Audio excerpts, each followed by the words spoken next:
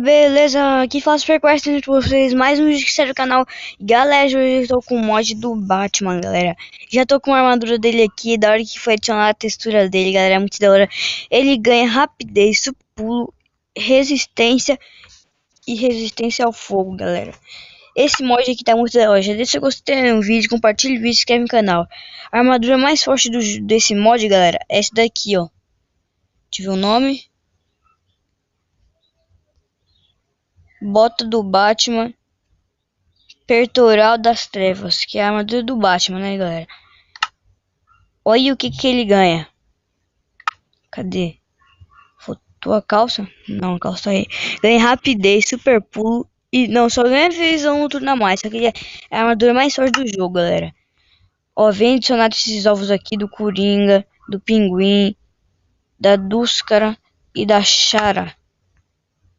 Charada, quer dizer, né? O cara Charada lá. Agora esse daqui, sei lá. Pinguim e o Coringa, galera. Olha o Coringa que da hora, galera.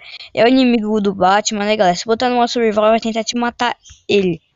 Só que eu não sei como é que cara fita as coisas aí. Depois eu vou mandar um vídeo aí pra ensinar como é que cara fita, que eu não descobri ainda. Agora as espadas mais fortes do jogo. Só eu mostrar pouca coisa aqui. Dois são. É essa. A granada, né? Lógico. Esse daqui. E esse. As outras armaduras não vou mostrar pra deixar vocês verem, né, galera?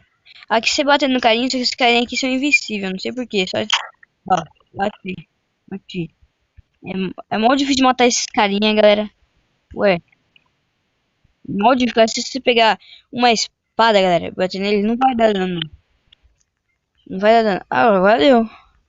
Caso não mostre, né, galera? Você vai pensar, eles morrem, só que não parece que morre. O Minecraft aqui tá travando, só que esse mod aqui não é tão pesado assim, galera. Se travar é seu Minecraft, porque o meu é assim mesmo.